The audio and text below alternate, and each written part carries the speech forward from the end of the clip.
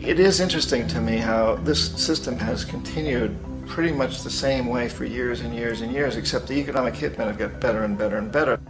Then we come up with, very recently, what happened in Venezuela. In 1998, Hugo Chavez gets elected president, following a long line of presidents who had been very corrupt and basically destroyed the economy of the country. And Chavez was elected amidst all that. Chavez stood up to the United States, and he's done it primarily demanding that Venezuelan oil be used to help the Venezuelan people. Well, we didn't like that in the United States. So in 2002, a coup was staged, which there's no question in my mind, and most other people's minds, that the CIA was behind that coup.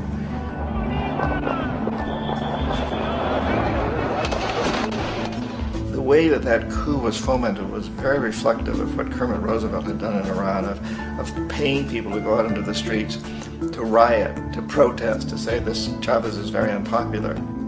You know, if you can get a few thousand people to do that in television, and can make it look like it's the whole country, and things start to mushroom.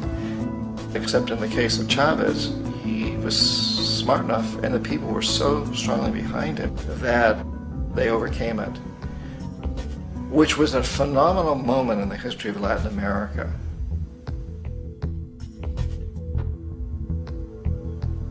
Iraq actually is a perfect example of the way the whole system works. So we economic hitmen are the first line of defense. We go in and we try to corrupt the governments and get them to accept these huge loans, which we then use as leverage to basically own them.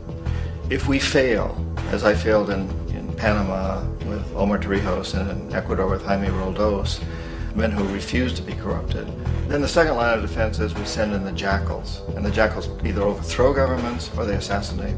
And once that happens and a new government comes in, and boy, it's going to toe the line, because the new president knows what will happen if he doesn't. In the case of Iraq, both of those things failed. Economic hitmen were not able to get through to Saddam Hussein. We tried very hard. We tried to get him to accept a deal very similar to what the House of Saud had accepted in Saudi Arabia, but he wouldn't accept it. And so the jackals went in to take him out. They couldn't do it. His security was very good. After all, he had one time worked for the CIA. He'd been hired to assassinate a former president of Iraq and failed, but he knew the system. So in '91, we send in the troops and we take out the Iraqi military. So we assume at that point that Saddam Hussein is going to come around.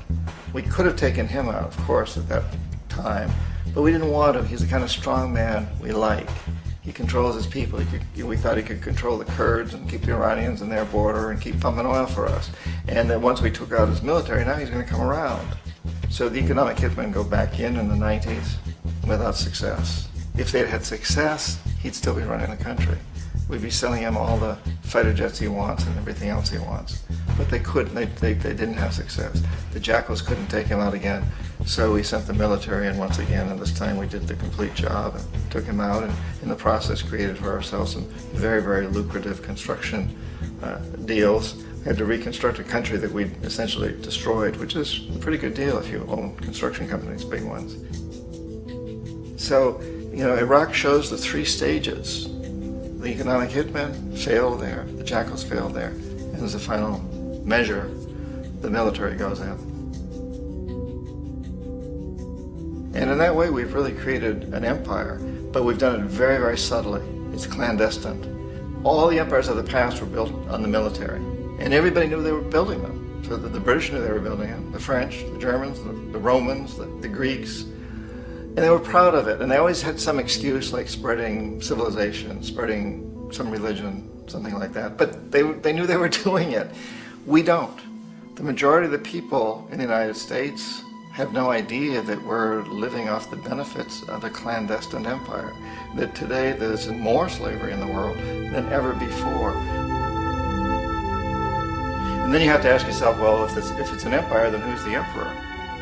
Obviously, our presidents of the United States are not emperors. An emperor is someone who's not elected, doesn't serve a limited term, and doesn't report to anyone, essentially. So you can't classify our presidents that way. But we do have what I consider to be the equivalent of the emperor, and it's what I call the corporatocracy. The corporatocracy is this group of individuals who run our biggest corporations, and they really act as the emperor of this empire. They control our media, either through direct ownership or advertising. They control most of our politicians because they finance their campaigns either through their corporations or through personal contributions that come out of the corporations. They're not elected, they don't serve a limited term, they don't report to anybody. And at the very top of the corporatocracy, you really can't tell whether a person's working for a private corporation or the government because they're always moving back and forth. So, you've got a guy who one moment is the president of a big construction company like Halliburton, and the next moment he's vice president of the United States, or the president who is in the oil business. And this is true whether you've got Democrats or Republicans in the office. You have to moving back and forth through the revolving door. And in a way, our government is invisible a lot of the time, and its policies are carried out by our corporations on one level or another. And then again, the policies of the government are basically forged by the corporatocracy and then presented to the government. They become government policy. So it's an incredibly cozy relationship. This isn't a conspiracy theory type of thing. These people don't have to get together and plot to do things. They all basically work under one primary assumption, and that is that they must maximize profits regardless of the social and environmental costs.